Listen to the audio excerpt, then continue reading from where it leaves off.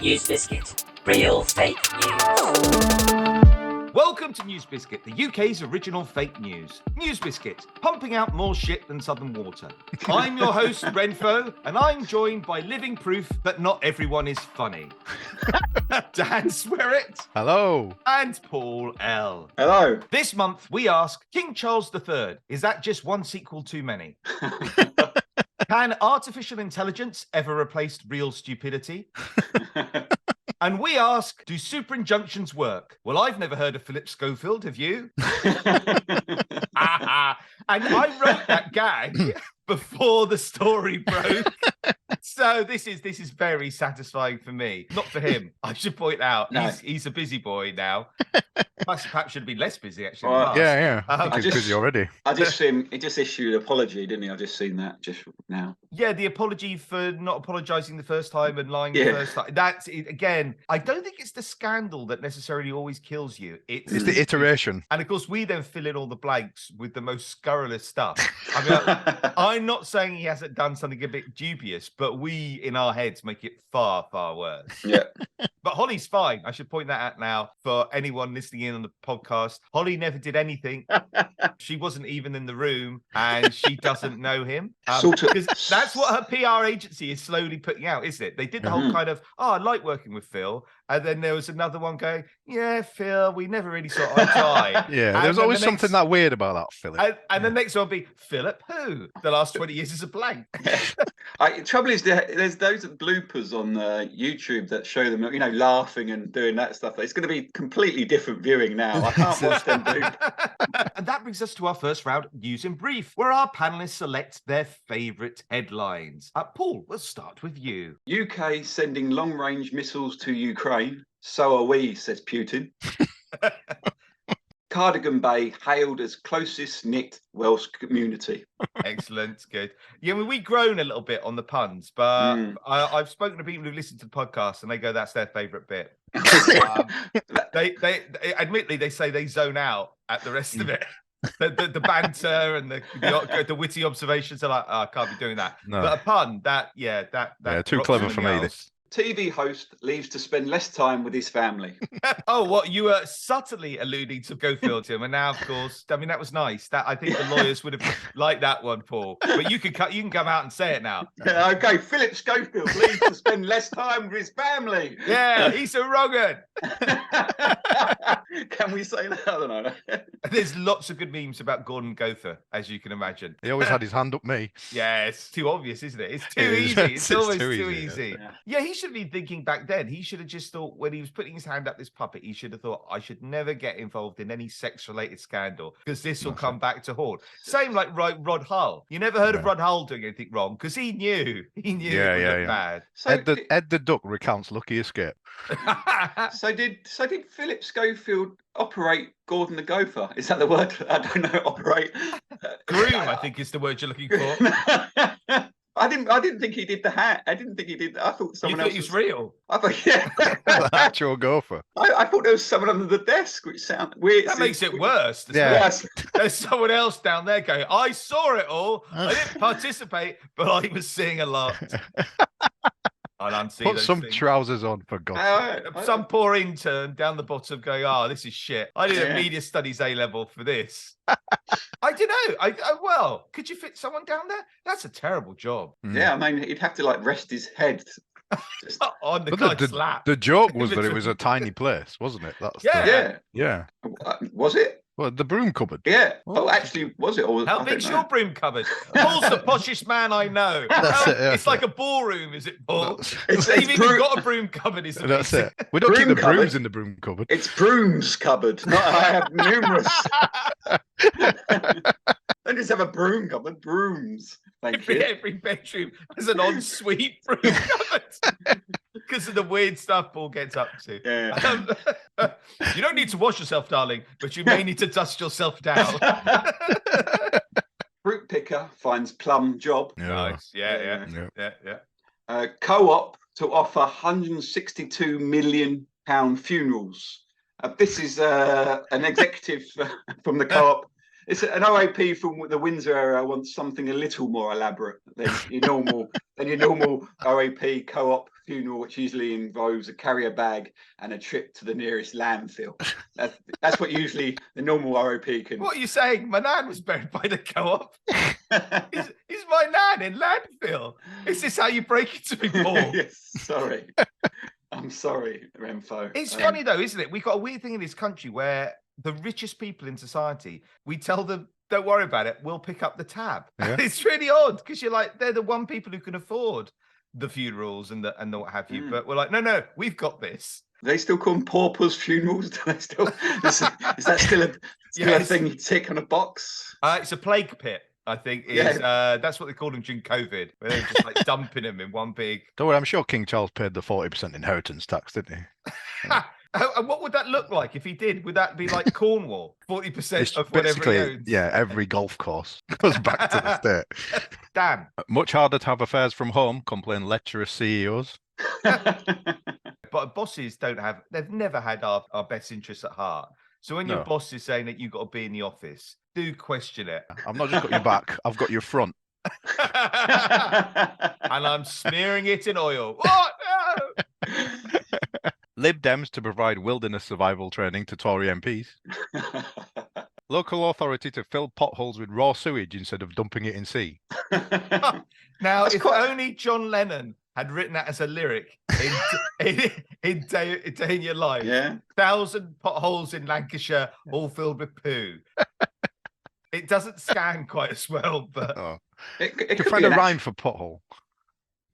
See, now I'm thinking. Don't never say to anyone, think of a rhyme, because then we now will. And now we're gonna have a big pause on NewsBiscuit for about 10 minutes while I'm going, what rhymes a hole?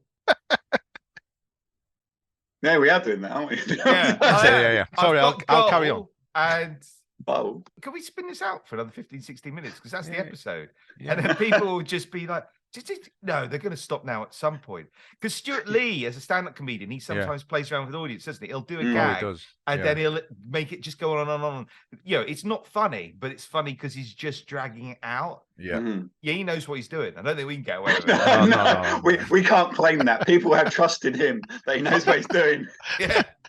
Ours is just going to sound like we've switched on to dementia setting, as we're just goal.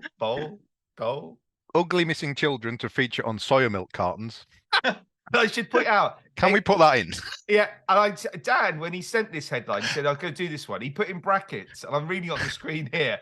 Is this okay? It's making me laugh. But I wonder if it's inappropriate. Yes, turns out yes. It is inappropriate. Yeah, but that's your answer. That would have been the one we cut out, but there's no more. They've got to go on. Said, so yeah, that's an American thing, isn't it? Isn't it? Kids on car. We don't do that. I mean, I'm not sure I'd feel about just picking up, produce off the shelf, and everyone is like a sad-faced missing child. Because I'm quite Pavlovian in my responses. So I wonder if then from then onwards, if I ever see a kidnapped child, my instant response is not going to go and save them, but it's going to be like, let's have dinner. Let's have a cup of tea. Yeah, because I'd have completely misinterpreted the connection between the two. Yummy. Missing children. Yeah. Put the kettle on. Jennifer is missing. That's it. That's a great headline for any product.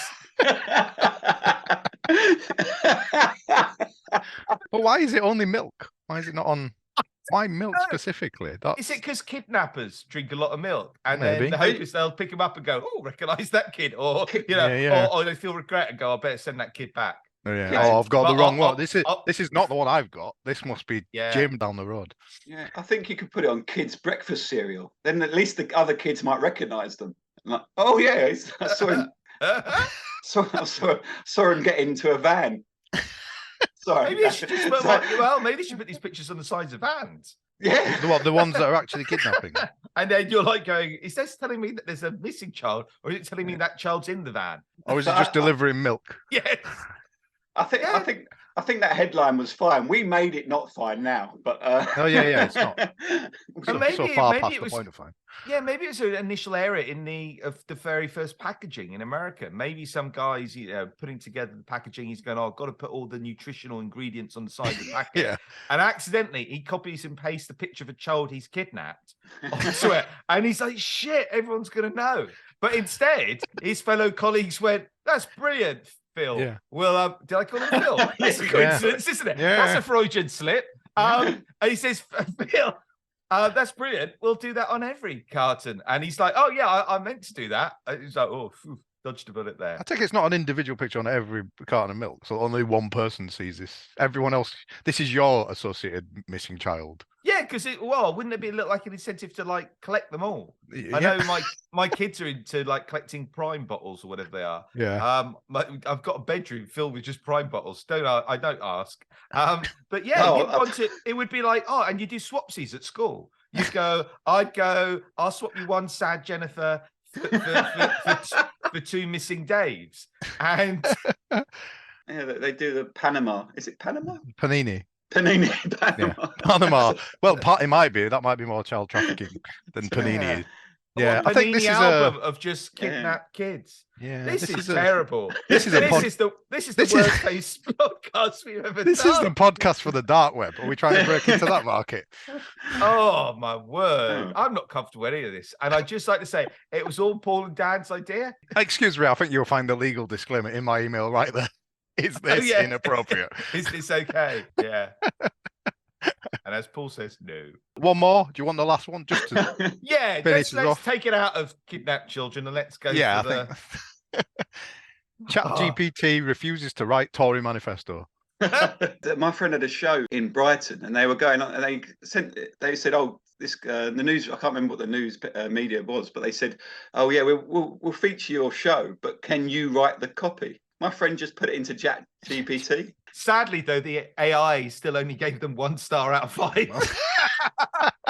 Well, our next round is True Biscuit, where our panel has to guess which is the real headline and which is the fake one. Dan, what have you got? Cocaine Shark. Another drug-fueled animal gets its own movie. And is this a direct sequel to Cocaine Bear, or is this its own franchise? It's its own franchise.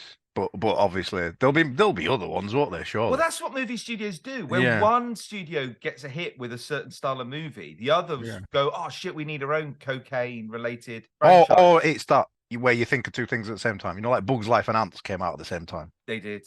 They did. Maybe Cocaine Shark was always there. I imagine there's a lot of cocaine in writers' rooms in Hollywood anyway. That's it. And they're just looking around desperately for ideas. And they look at the huge pile of white powder in front of them and go, "That's your fella." And there's a Jaws poster on the wall. Yeah. Cocaine. By the way, how would you know if a shark was on cocaine? Because their eyes are big and black already, aren't they? Yeah. And they swim round and round in circles forever.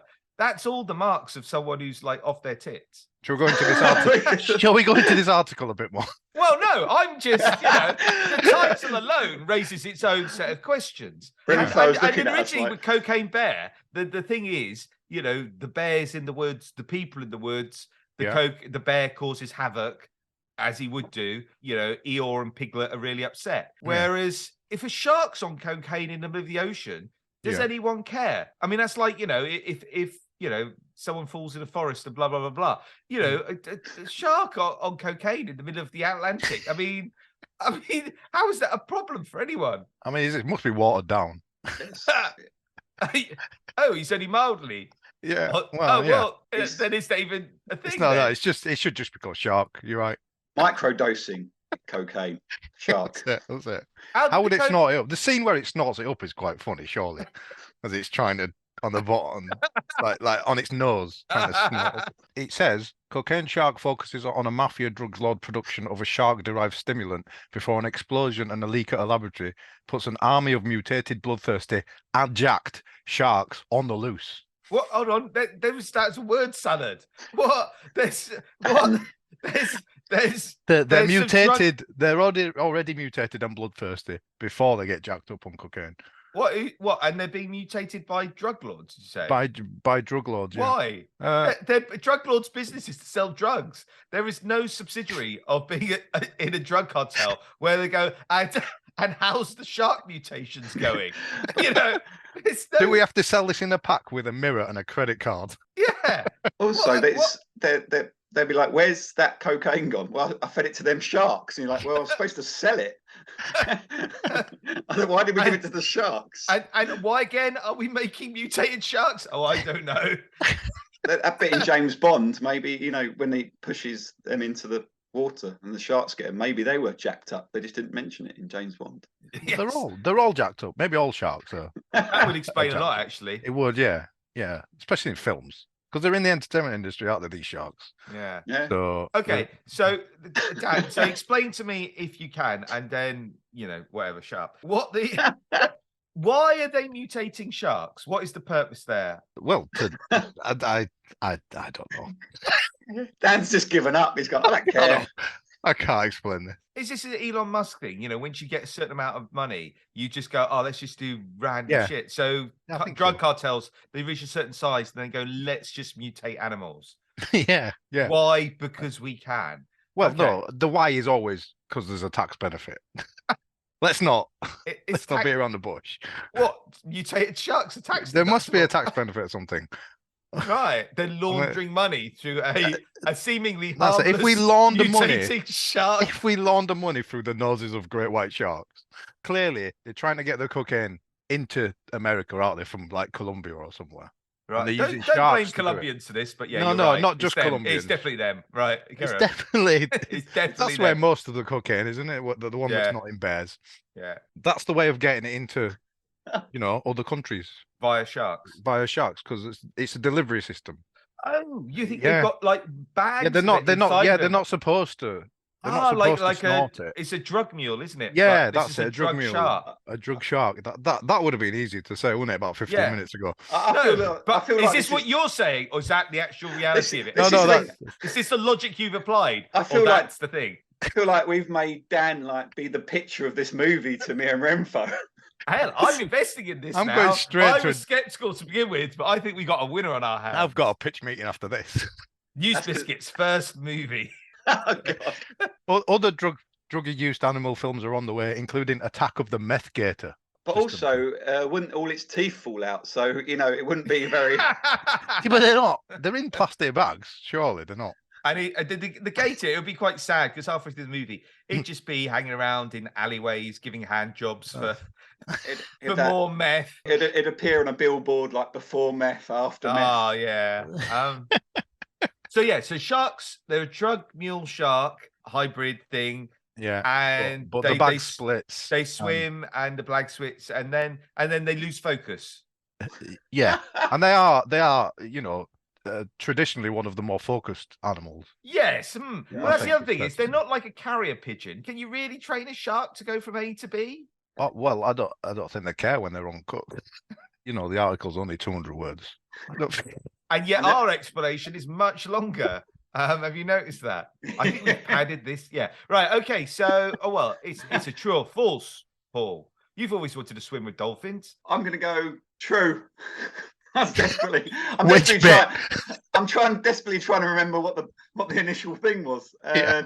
Me too. It is entirely true. Oh, there you go. Well, we look forward to that one in a cinema. God. I mean, and then the alligator thing, then that's true. That's coming out. That apparently is true as well. Is it the movie equivalent of clickbait? You create a title that's so ridiculous. People go, that sounds dreadful, but I've got to go see it. I think so, yeah. Because you want to see Cocaine Bear, don't you? Like, you think, that's a bit like Avatar 2, because you go, why would anyone make an Avatar 1, let alone Avatar 2? And you go along thinking, and then it's shit. So it can't be that bad. Oh, it's that bad. Yeah, they've taken my money. I was watching as an aside. I was watching Avatar because it's on Disney Plus, and it was amazing the first time because we saw it in 3D at the cinema, and then you watch it in 2D and you think, what the fuck is this? The entire thing was 3D. That's the plot. And I think it's a screensaver. And I think if you see a bad movie, it is your responsibility to go and tell everyone that it's a good movie.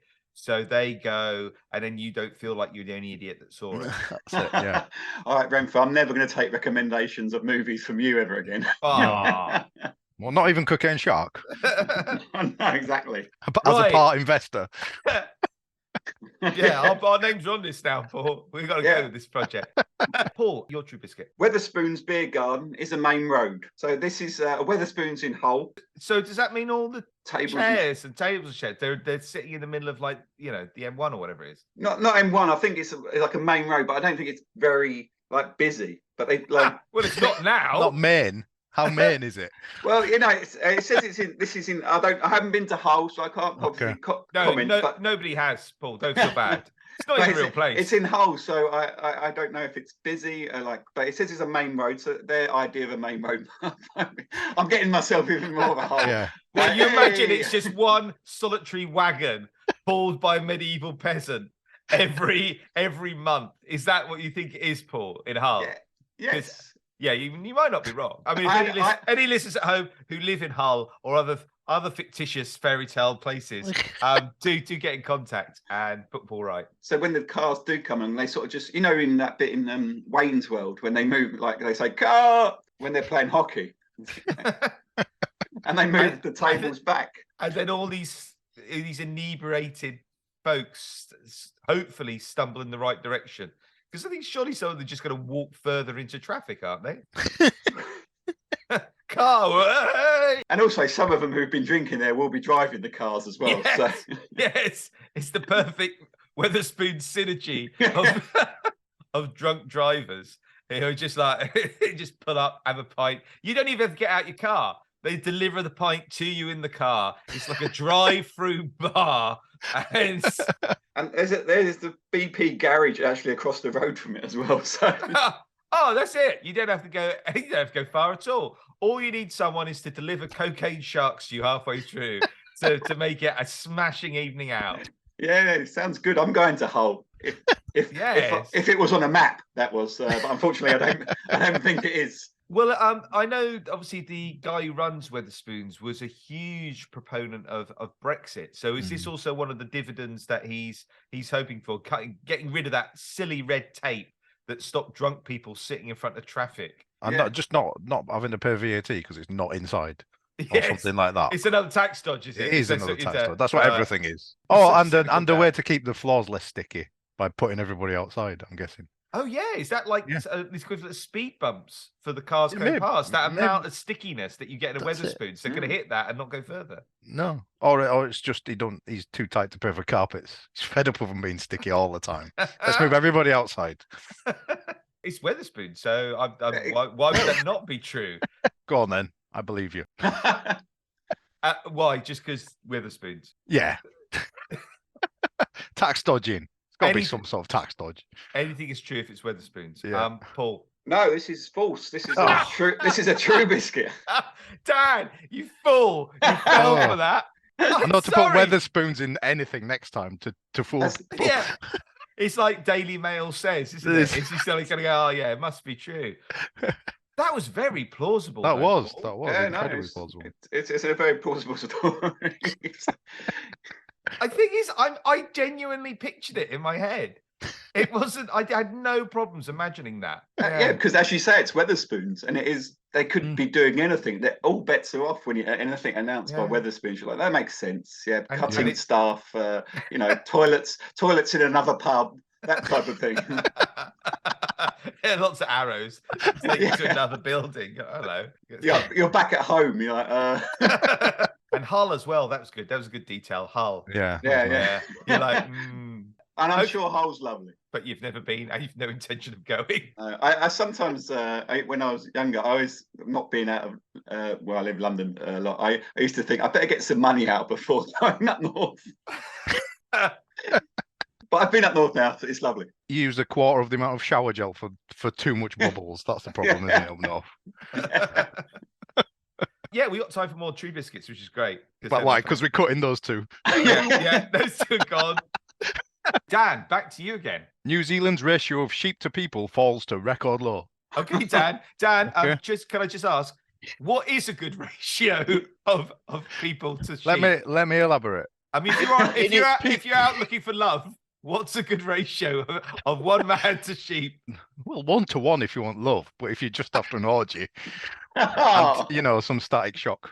There was a headline: family of animal abuser says he died peacefully in his sheep. Like that. So I'll have the lamb.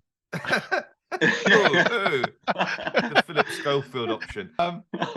In its peak sheep days, New Zealand had 22 sheep for every person. Now there are just 5. It's an odd headline, isn't it? Because it's sort of saying it's sort of saying like bestiality is here. This is what we live with, and it's declining. Unfortunately, if you do like it, that might have been a better headline. Bestiality declines. I mean, sheep aren't going extinct, though, are they? I don't worry about people to other animal ratios unless they're like on the verge of extinction. Why should I be worried about this? It doesn't say you should be worried. It's just giving me the information. Kind of thing. Well, that's the kind of worst kind of news headline where it just gives you information, but there's no context. Did you know there's a giraffe nearby? And I'm like going, what? Okay, is it a dangerous giraffe? Should I be worried? Well, I would be quite interested in that, to be honest with you. It's like, where? Like nearbys and outside? Yeah, giraffes. I mean, are they like rats? Are we all, in fact, only 20 meters away from a giraffe and we just don't know? Hull is full of them. You've never been, so I mean, they're out. They're wild in Hull. Well, they're wild because they're on coke. Coke giraffe. Coke have missed a marketing opportunity in this whole thing, haven't they? Oh, what, Coca-Cola? Yeah. Oh, they could have just got animals on the fizzy drink rather than the... Well, just call it Coke giraffe and then give them what you like. The taste of real giraffe. I'm thinking now. Would Pepsi do a kind of knockoff where it's just a llama? And it's like, that's not a giraffe. Yeah. Now I'm starting to think,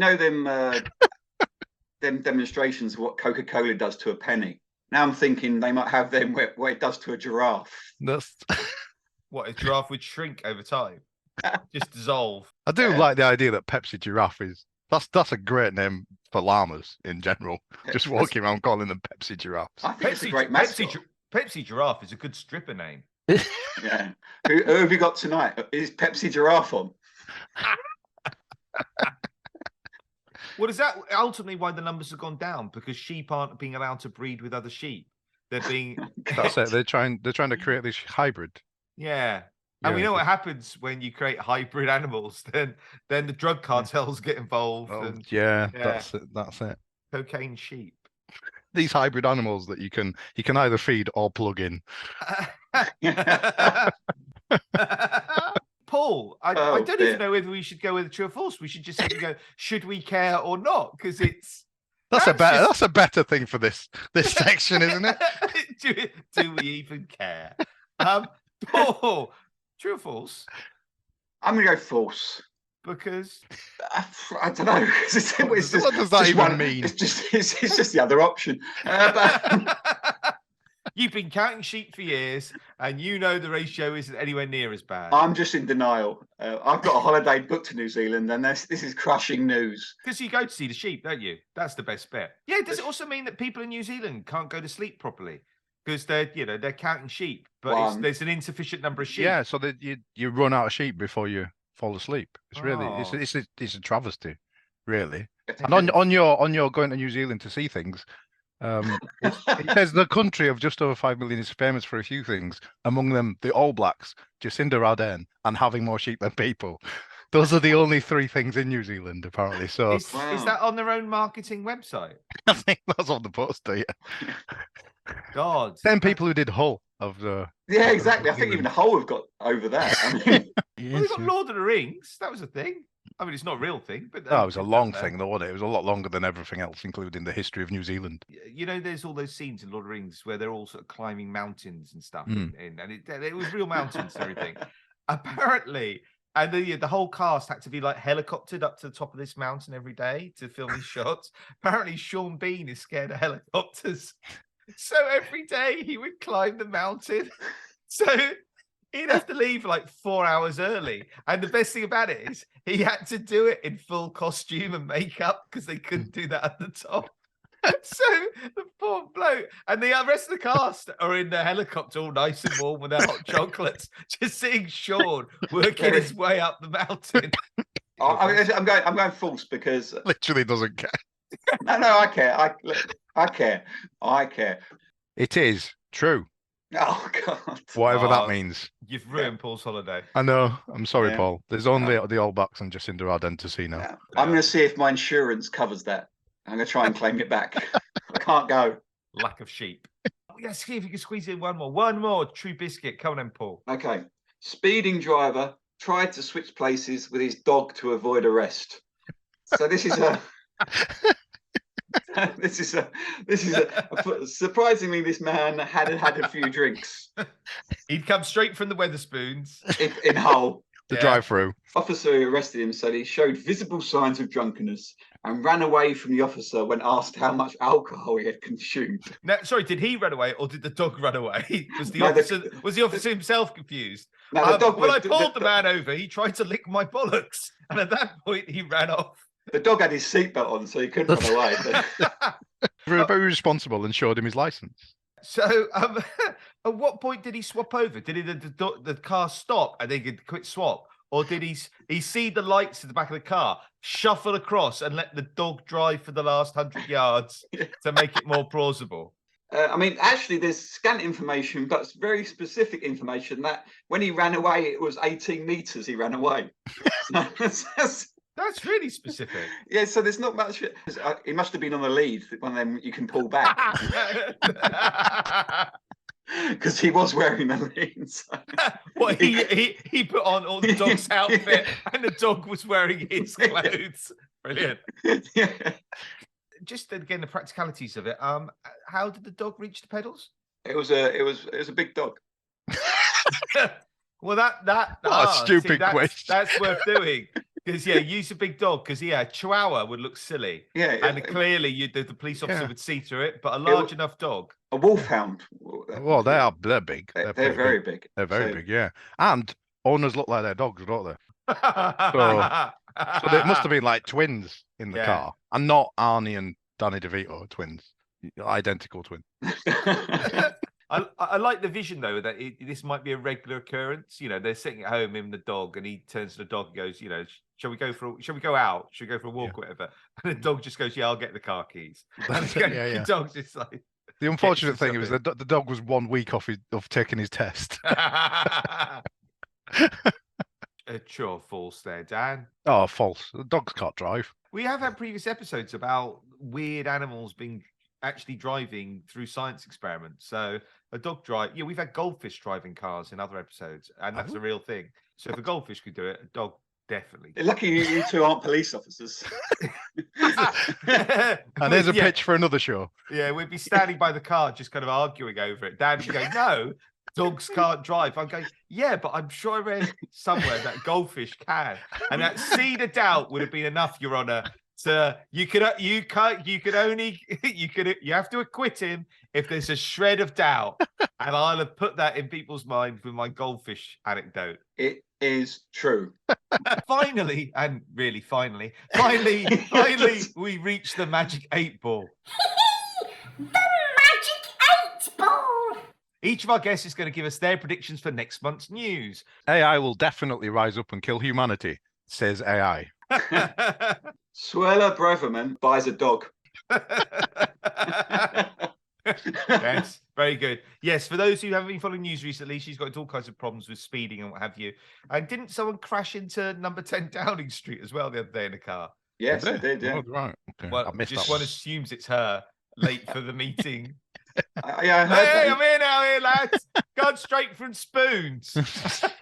And that brings us to the end of this episode. And I can reveal this month's winner is the Metropolitan Police for finally discovering they can do what the fuck they want. I'd like to thank our guests, Dan Sweryt. Bye. And Paul L. Bye. And I leave you with these headlines. Spelling error sees King Charles drowned. Steel workers to strike while the iron is hot. And manufacturer of uneven paving slabs gets a top rating on TripAdvisor. You can kind of see that one coming, can't you? It's quite a distance to get there. But I think it's worth the journey. You've been listening to NewsBiscuit, free to read and free to write for. We accept submissions from any budding satirist, young or old. Visit newsbiscuit.com to submit headlines, stories, and to support new writers. NewsBiscuit. Real fake news. Yeah, the curious thing about, there's lots of curious things about NewsBiscuit, but of course, when I started, I was like proper professional with the first few episodes. Like, I must stick exactly to 30 minutes because that's the format. And then after about 5-6 episodes, I went, hold on, we're not on the BBC. There are no ad breaks. No. So I've got a very laissez-faire to the whole 30-minute rule. So some episodes do run a little bit longer. I just wonder if some of our listeners do get a bit angry at that point. They get 30 minutes, go, that was all right. But why are they still talking? Yeah. Yeah. What's the point of this? They're just hurting themselves now. I mean, it depends what age, because we're all like BBC taught, aren't we? So we've all got this half-hour thing. These kids will be happy with this 11-minute version of this month's broadcast. Welcome to NewsBiscuit. Good night. Yeah. Probably listens to this in what, 29 separate chunks. His concentration span can't handle it. He has to go off and sit in a room where bright colours are just flashed at his eyes. That's why old people are being lured out of retirement, because kids can't do jobs because they just haven't got any attention span whatsoever. They just wander off. That's... in the middle of whatever it is. They just dear Mr. Jason, and then just they're gone. They're gone. Yeah. Yeah. So